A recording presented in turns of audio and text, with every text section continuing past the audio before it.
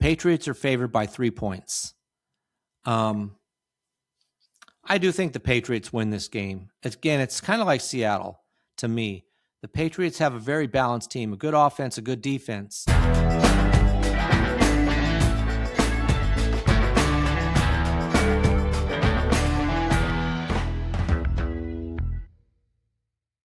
Welcome to Just the Stats, NFL Top 10's for Thursday.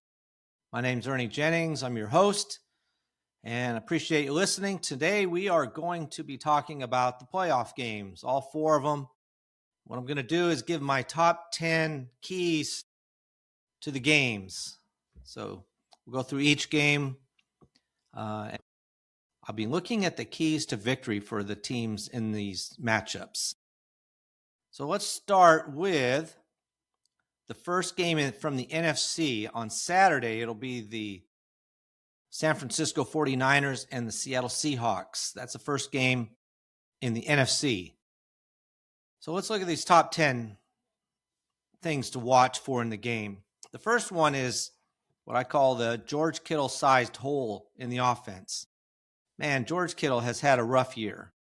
You know, he's out with an injury. He comes back, and now he's on IR with a torn Achilles in the wild card round. I mean, he just can't catch a break. The 49ers can't catch a break on offensive injuries. It's just been incredible, even on defense. So Kittle is one of the best blockers on the team, and obviously he's their best tight end, one of the best receivers, and he's the emotional leader, for the team. So now he's out. So now you're going to have Brandon Willis and Jake Tongas split snaps and take over. Now, can they put up any kind of good showing compared to what George Kittle would do? It may cause Kyle Shanahan to have to rely more on Juwan Jennings and Demarcus Robinson on third downs. So that's a big key, is how do the 49ers handle the loss of George Kittle? Number 2 is Jackson Smith and the Jig. Let me say that again. Jackson Smith and the Jigbas. He's just a superstar. And without Metcalf in the picture, this whole offense the Seattle offense revolves around Jackson Smith and Jigba. And if you happen to listen to the podcast yesterday, I was talking about how the fact that 50% of the air yards go to Jackson Smith and Jigba. He is their offense. It does definitely revolve around him. He had almost 1,800 yards of receiving for the season. He's just the focal point. And what can the 49ers do to stop him? That'll be a key. And it's going to be difficult for the 49ers, honestly, to stop him. And in fact, probably the entire Seattle Seahawks defense, or offense. All right, number 3, just the absence of Nick Bosa has been rough on this team. With him out and then Warner out, it's been a battle on defense to stay in contention and not let other teams get away from them too much. So their pass rush just plummeted without Bosa in the lineup. Now, can Leonard Floyd or Malik Collins generate enough pressure on Sam Darnold to pressure him into making a mistake? That's going to be one of the keys. And if they can't, Sam Darnold can pick them apart. So it's going to be a key point to this game. Number 4 is Sam Darnold. He played for the 49ers, only started in one game. They dropped him after 1 year, went to Minnesota for a year, and now here he is in Seattle. I do not expect to see him going anywhere. He's had a good year. And look at this team. I mean, they're the odds-on favorite to win the Super Bowl. So Sam Darnold might have found a home finally. But you would have not guessed this. He's one of those quarterbacks that just took some time. He bounced around from team to team. And finally, here he is with Seattle, and he's a Pro Bowl starter. Isn't that amazing? Against his former 49er team. So that'll be interesting. He did lead the Seattle Seahawks to a win over the 49ers earlier not too long ago, actually in week 18. So here they are playing 2 weeks apart. So now can Sam Darnold and Seahawks beat the 49ers again? That's a big question. Here's another one. Number 5. Here's a big question. Fred Warner. He might be playing. Originally, he was out for the year with his ankle issue. But now there's talk, and he's actually, the practice window's opened up for him. So they're playing it day by day, but he could possibly play in this game for the 49ers. And boy, could they use him. That would be just a tremendous boost to their defense if he could play. So we'll see if that's possible. It's going to be probably come down to a game time decision whether he is able to play or not. Number 6, Christian McCaffrey, bounce back for him. Oh, man. The Mike McDonald Seattle defense held Christian McCaffrey to 23 yards in week 18. It was bad. McCaffrey couldn't do anything in the running game or even in the passing game at all. Now, how much easier is it going to be, or how difficult will it be for McCaffrey this time around? It's going to be difficult because, as I said, Kittle's already out. Kittle's one of their best blockers. And without him in there to help block for McCaffrey when he's running, it just makes it that much harder for Christian McCaffrey. So we'll see if he can have some kind of a bounce back in some way or another to help the 49ers stay on the field and keep Seattle off the field. Now, number 7, trench warfare, Trent Williams hamstring. The 49ers offensive line is just a different unit when Trent Williams is not in it. When he is in it and he's healthy, it's a much better line. So right now he's got a hamstring issue. Again, he's another player who's limited. We'll see what happens, but they really need him to play because if he doesn't, Seattle Seahawks defensive front, which has really crushed the 49ers a couple weeks ago, and they're led by Leonard Williams and Byron Murphy, they could make it really tough on Brock Purdy for the entire day. So keep an eye on a couple of players for the 49ers, Fred Warner and Trent Williams. Now for Seattle, number 8. Is Seattle, as good as they are, their red zone efficiency is not one of the better ones. And like I said, they score a lot of points, but they leave a lot of points on the board. Missed field goals, failed fourth down conversions. So we'll see what happens. If Zach Charbonnet, for example, and Kenneth Walker III can, punch it in when they're in the red zone and score. And we'll see if they're effective at that or not. Number 9, Brock Purdy's road test. Now, Lumen Field in Seattle is notoriously loud. It really is. And it might cause Purdy some struggles with his communication and timing, which you saw in week 18 in their loss in Seattle. So with depleted receiving core and no Kittle, Purdy's really going to have to be on his game. It's going to have to be one of his best games. He might have to do some scrambling, running on his own, scrambling to give his receivers time to get open.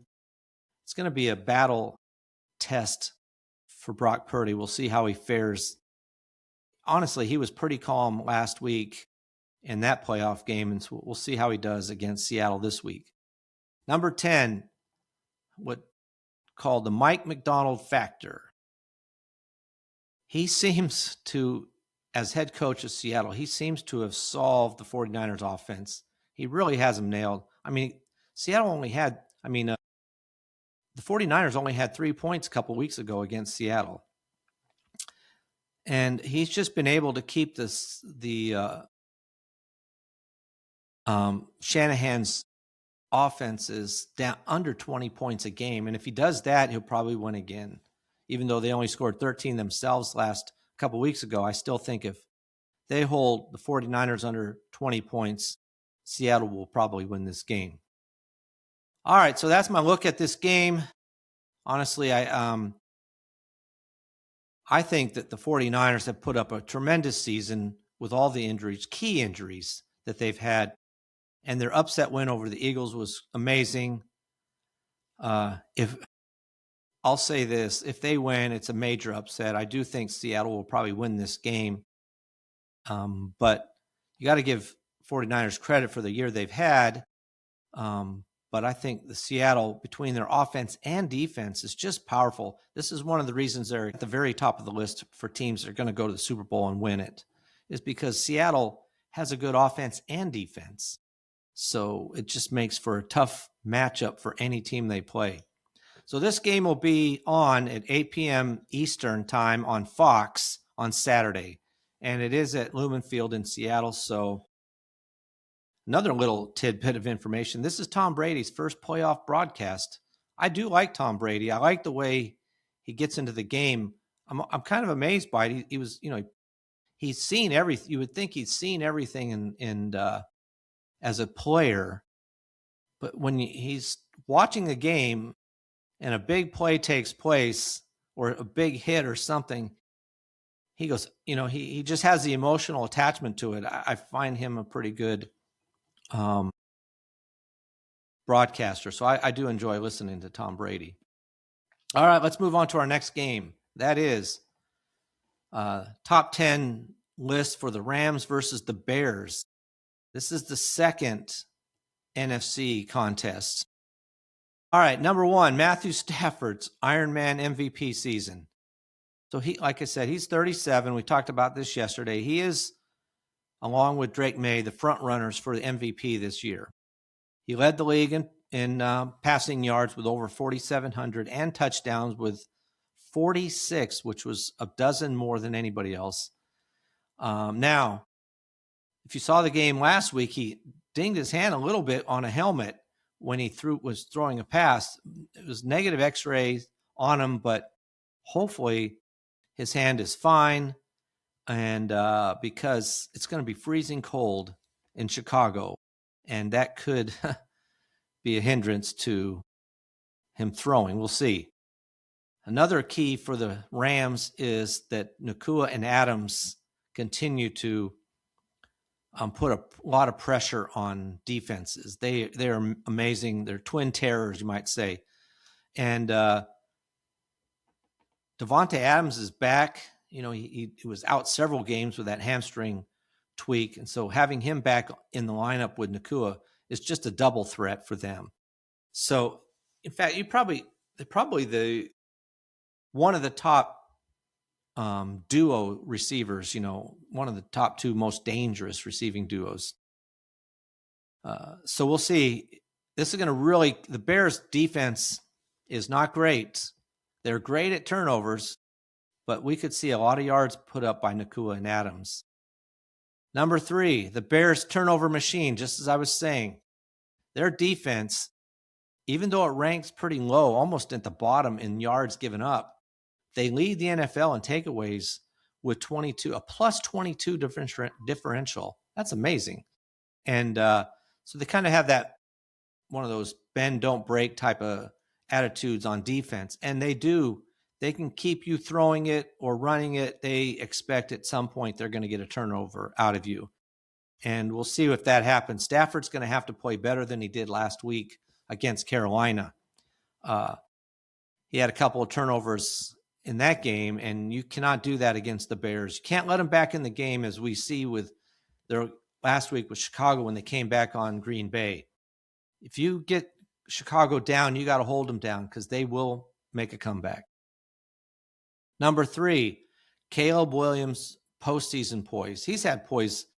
You can just see him growing as a quarterback as the years went on. But he's really been sensational toward the end here. Like I said, he led the Bears to 25 points in the fourth quarter to come back and beat Green Bay. Man, Green Bay could not stop him in the last quarter. So now he faces a Rams defense. It's a pretty good defense, but it has shown some weaknesses. So we'll see if the way Caleb Williams can move around and run around and kind of be off script, how the Rams are going to be able to handle that. Number 5 is Ben Johnson's offensive renaissance. there's a couple of coaches here, and their coaches up for Coach of the Year. Ben Johnson's one of them that have really turned their teams around. Ben Johnson, this Chicago offense was in a shambles last year. Ben Johnson came in, and throughout the year, you could see him work his magic with this offense and with Williams. And now they have an offense that was in the bottom tier to the top 10 kind of an offense. It's really been impressive. So much pre-snap motion. You see that like with several teams that have good offenses. And it's just really improved Caleb Williams' game with the help of Ben Johnson. So we'll see what Sean McVay can do to slow this offense down.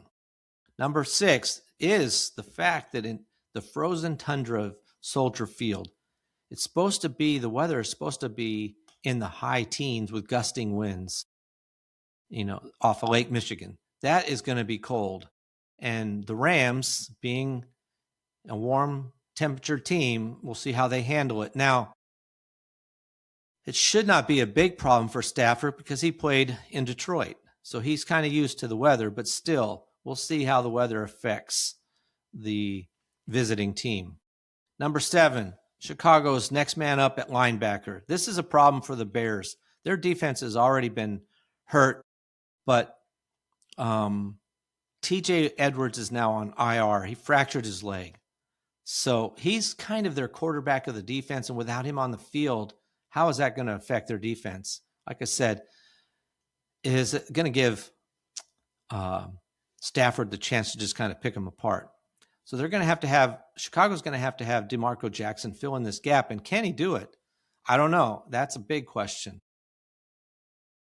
Again, another one, number 8, Jared Verse and Brandon Fisk are rookies that have been on for the Rams, and they've helped the Rams lead the NFL in pressures this month, the last month of the season anyway. So you can see their growth so far.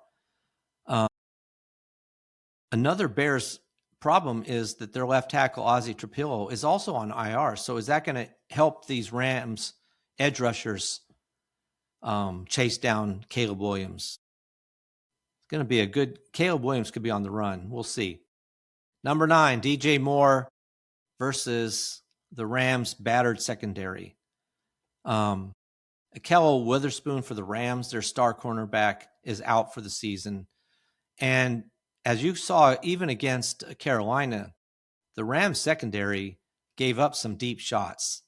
And with Caleb Williams' ability to run around and get himself some time for somebody to get open, you could see some deep bombs in this game by Chicago, with DJ Moore possibly catching him. Man, he can catch too. And he had some that game-winning touchdown he had last week was impressive. The pass was nice, but the catch was excellent too. And so you can see some hookups coming between Williams and DJ Moore. Number 10, this is the master versus the protege. Sean McVay, versus Ben Johnson. Sean McVay was the young offensive genius, but now he's been in the league for a decade. He's no longer the young guy. Ben Johnson's new as a head coach. So these are two of the brightest minds in football, especially offensively. So it's going to be a fun game to watch to see how they make adjustments, especially after the first half, to try to, win the game for their particular team. So this game is at 6:30 on Sunday, and it's going to be on NBC. It's going to be at Soldier Field in Chicago. The Rams are a 3.5-point favorite in this game. I would say, it shouldn't be a problem for the Rams. But, as everybody thought that it was going to be a cakewalk for the Rams over the Carolina Panthers, and it wasn't. So this could be a much tougher game, and Chicago honestly could win it. I will say that the Rams get their act together and they do beat the Chicago Bears, but we'll see. I could be eating my words on that one. Now let's move over to the AFC. First game up is the Buffalo Bills and the Denver Broncos. They play on Saturday. This is a really going to be an interesting game here. Now, the top 10 things to watch in this playoff showdown is what we would say number one is the MVP versus the rising star. And that is Josh Allen was the MVP last year. And now here you have an up-and-coming rising star in Bo Nix. So we'll see what happens with this game between those two quarterbacks. Nix led the Denver team to a franchise record-tying 14 wins this season. Very impressive season. And here's another guy. The other team with 14 wins was the New England Patriots, also a second-year quarterback in Drake May. These young guys have been amazing. And so we'll see who's going to outduel who, Allen versus Nix. Number two is Buffalo. They are having some issues at their wide receiver position. Tyrell Shavers and Gabe Davis both suffered, season-ending ACL tears. And, the Bills have already been trying to bring in people to fill in for wide receivers, so now they're down a couple more. Now, they brought in Brandon Cooks, who actually had a good game against the Jaguars last week. Key catch in that game that helped the Bills win. So he's one. Khalil Shakir, Keon Coleman. Keon Coleman is a mystery. He's been a healthy scratch. He's had issues, whatever they might be, that he hasn't played, but they're going to have to count on him. And, of course, Dalton Kincaid and Dawson Knox. So they do have receivers, but, when you lose two more, it just puts more pressure on the receivers to be on the field a little bit more than they may want to be.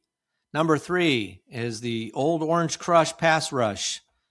The Denver defense finished the regular season as the number one team in sacks with 68 and in quarterback pressure. So you can expect a lot of pressure on Josh Allen. This is something last week that the Jaguars could not do. They could not pressure Josh Allen the way I think Denver will be able to do. So could make for a long night for Josh Allen. We'll see. If his offensive line can't hold up in the front, it could be a long day for him. Number four, this is strength versus strength, the running games. Buffalo, even last week, though, they have the number one ranked rushing attack in the NFL this season. Denver has the NFL's number two ranked rushing defense. Now, Buffalo played the Jaguars, who had the number one rushing defense last week, and they did hold Buffalo down in the running game. Buffalo only had 79 total yards, and that's between him and Cook. Only had 79 yards in that game rushing.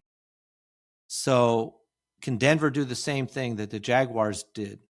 And then top it off with a better passing defense than the Jaguars were able to have.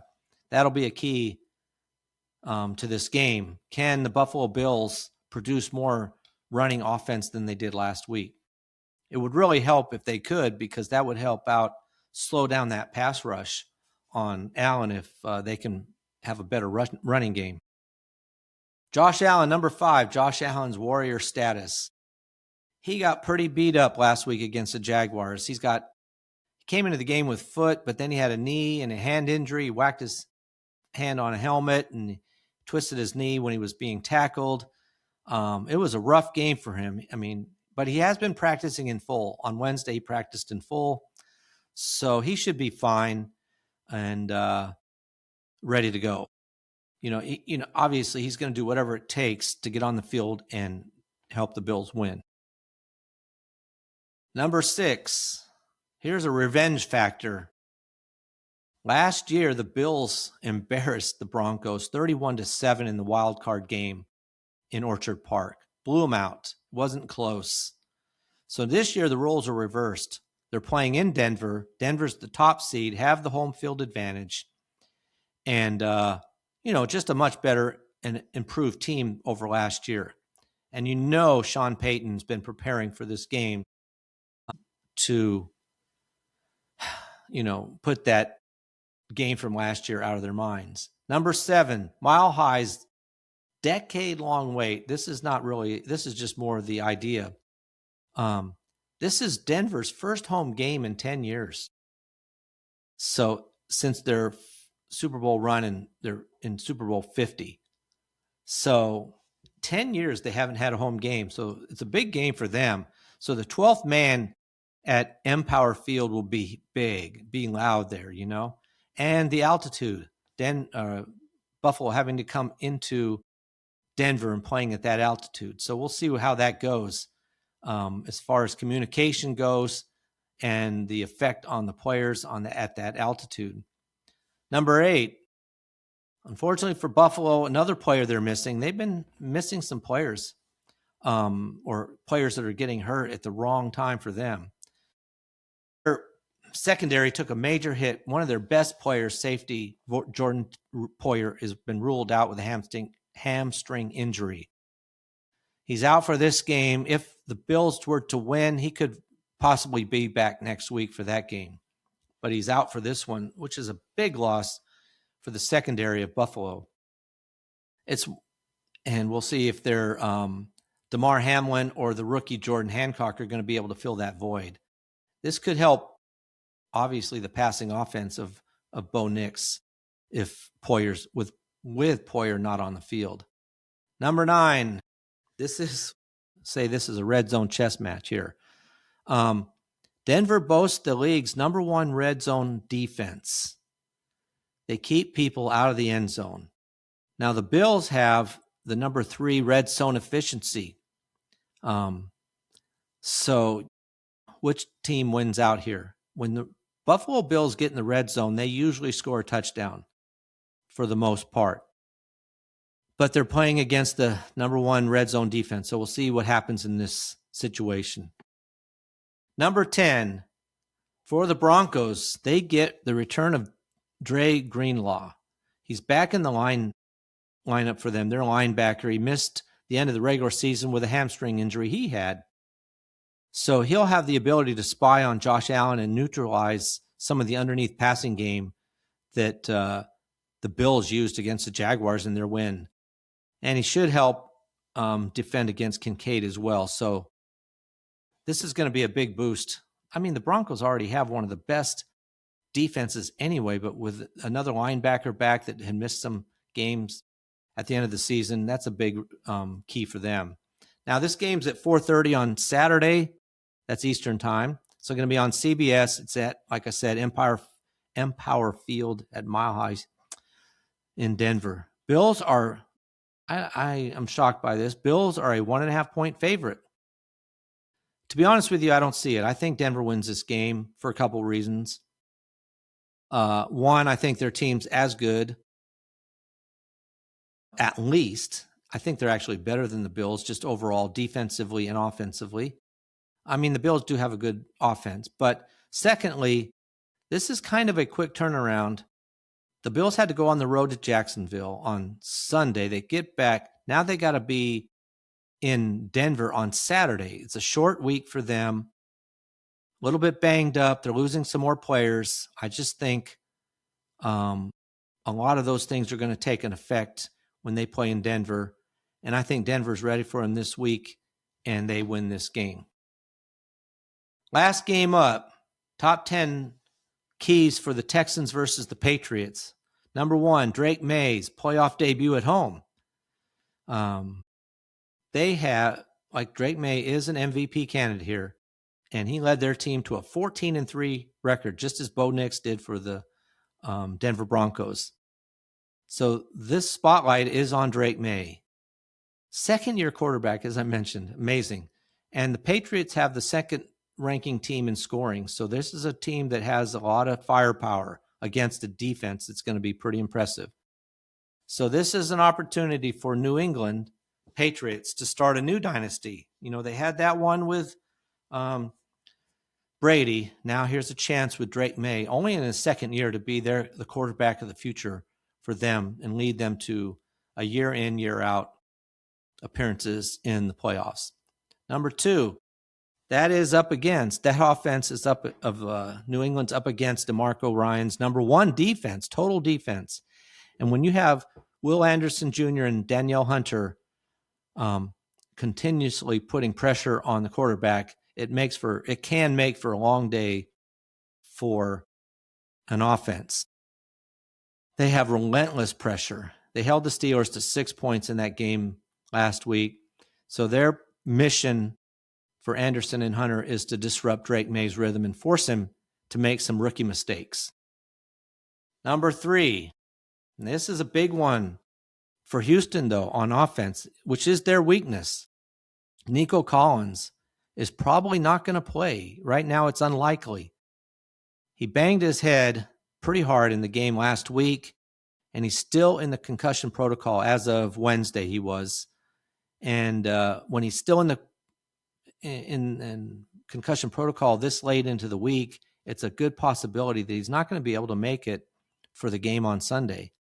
So without him, they're going to have to rely on Christian Kirk and Elijah Moore. Now, Christian Kirk had a huge game last week, and he's going to have another one if Nico Collins can't clear the protocol. So that's something we'll wait and see right up to the game time. Number 4, Mike Vrabel's homecoming. Mike Vrabel won 3 Super Bowls as a player for the Patriots, and now he returns as head coach of the team. Got to be proud in his part. He's a tough, disciplined kind of a guy, and he really has rejuvenated the New England Patriots, and we'll see how they play. Number 5, this one is the Texans are 0-7 all time in the divisional round. So they coming off their first ever road playoff victory in Pittsburgh. Can you imagine that? First ever road playoff victory they had in Pittsburgh. And so they're trying to continue this momentum and win another game to win a divisional round game. 0-7 in divisional round. So they're looking for a win here to break that. If they do, this could send Houston to their first AFC championship game in 24 years. That's their existence. So this is a big chance for them, for the Houston Texans. We'll see if they can do it. Number 6, Woody Marks. He's the new RB1 for Houston. He had a good game last week.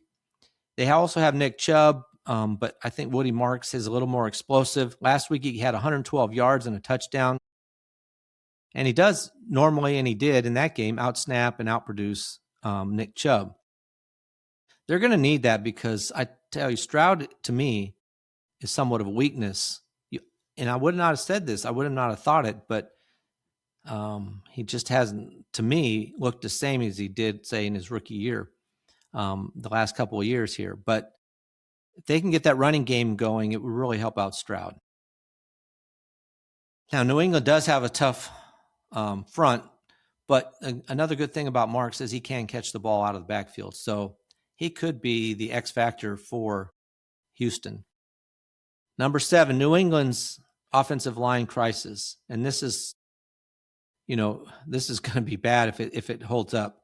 The starting tackles for New England, Morgan Moses and Thayer Munford Jr., they missed practice on Wednesday with knee injuries.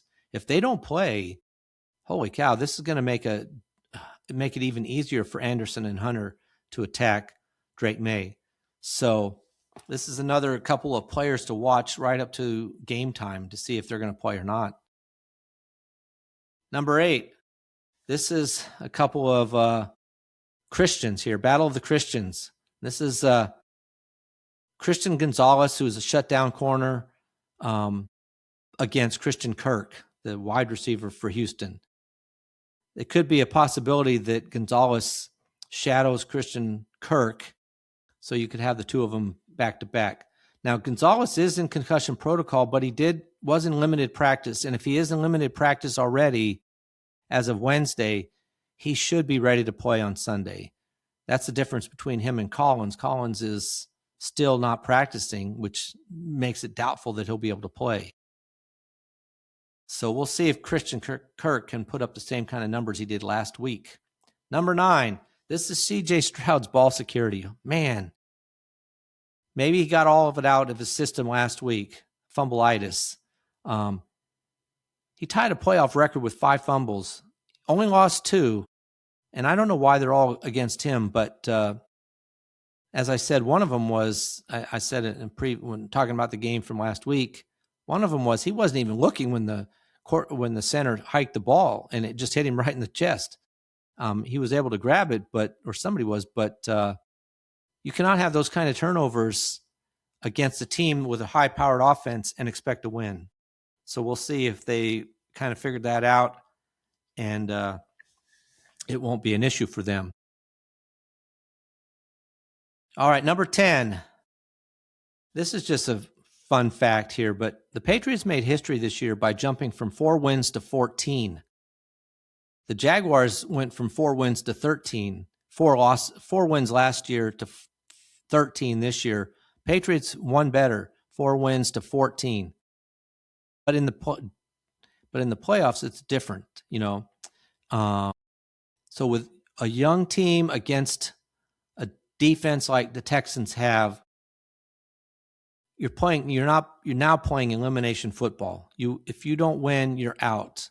So can the Patriots, with a second-year quarterback going, well, actually Houston's visiting them, can they beat a team like Houston Texans? We'll see. Now in this game, it's at 3 p.m. on Sunday. It's going to be on ESPN and ABC at Foxborough at Gillette Stadium. Patriots are favored by 3 points. I do think the Patriots win this game. Again, it's kind of like Seattle to me. The Patriots have a very balanced team, a good offense, a good defense. And while Houston has a great defense, but a mediocre at best offense. And I just think Drake May will be able to move around enough, get away from the defense of Houston to make some plays and win this game. All right, that's a wrap. Now, next week I'll be posting on podcasts on Monday, Wednesday, and Friday, most likely, but definitely Monday for the games. We'll cover the games on the weekend. 4 big games. It's exciting. All 4 of them look like good games. So appreciate you listening. Please like and subscribe. You can find this podcast on YouTube, where you can watch it, see these top 10 lists that I'm going to post up there on the podcast. Also, of course, you can listen to it on YouTube or Spotify, Apple, whatever app you might use. Again, thanks for listening. Thank you for new subscribers and the old ones, of course, always. And please comment if you feel like it. All right. So until tomorrow, well, actually, till Monday, enjoy the games on the weekend. And that is a wrap for NFL Top 10s for Thursday. I'm out.